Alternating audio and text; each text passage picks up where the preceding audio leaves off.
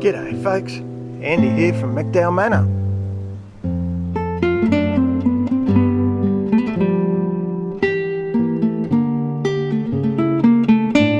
So I'm out here looking at the corn, thinking what on earth has gone on here? What you can see is a whole bunch of really small misshapen ears. All sorts of strange shapes. They've pushed out of their little sleeve that's normally around them. Very odd. They're quite small. So we're going to have to sort of try and do a bit of remediation, whatever the problem is. I haven't got a bloody clue, quite frankly, but we'll have a bit of a look and try a few things.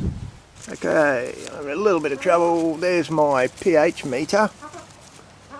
It's sat in there for a while. Don't just shove it in and read it. Just put it in and wait for a while. I think I've said that in a previous clip. Wait a few minutes. So you know, it's about 6.5, 6.7-ish, which I would have thought wasn't crazy wild off the scale. One of the things I've noticed, the corn's done abysmally. This grey decorative thing, I can't remember its name. Rosie got that out of our daughter's wedding flowers. But anyway, it wasn't quite that bloody big when it was in the bouquet, I can assure you. The rose, you can see he's going great guns right beside the other stuff. I'm talking a bit louder, hopefully the wind's not killing you. There's little beans down there, they're going a bit crap too in this same bed.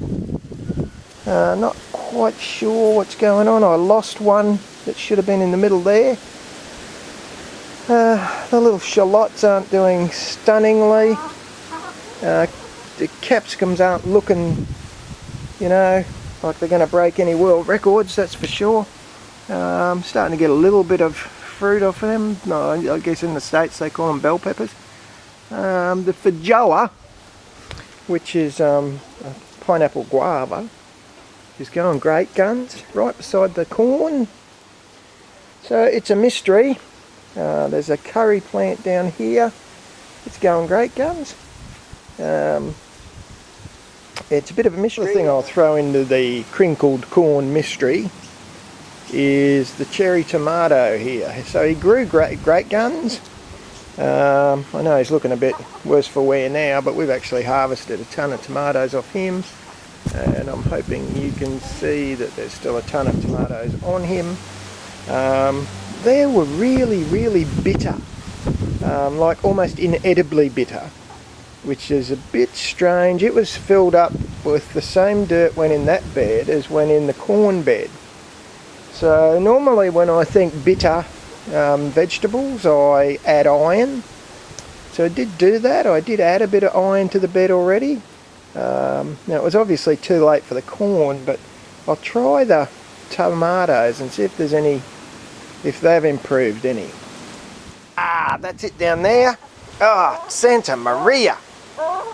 As you can tell, no, the one dose of iron has not improved the bitter taste any. That's making me shiver. So what I might do is go and wash my mouth out because I can't cop it. I'll be back soon. Okay, so that's so sorry about that, by the way, with the tomato. It was pretty crook. I guess you figured that out.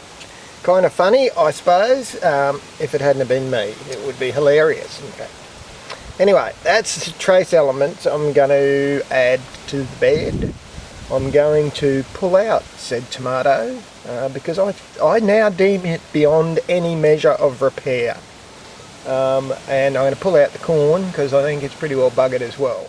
Another option, there's the bed by the way, the corn's gone, the tomato's gone.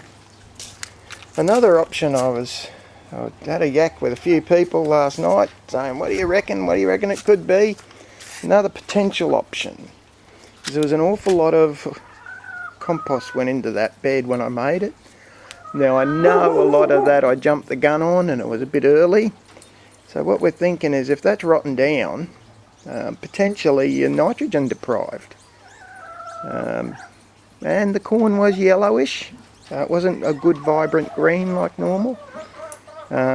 So anyway, we'll also get some, I got some blood and bone that we'll throw in, and that should, I'll do that gradually, bit by bit, and if we are nitrogen deficient, that should pick that up as well. So between the trace elements and the added nitrogen, hopefully we'll bring this bed back to life. So I will in fact post this clip at this stage of the game, otherwise I'm going to be waiting weeks and weeks to find out what the end result is. I'll do a part 2 sometime, and we'll see if between the trace elements and the extra nitrogen we have a fully functional bed again.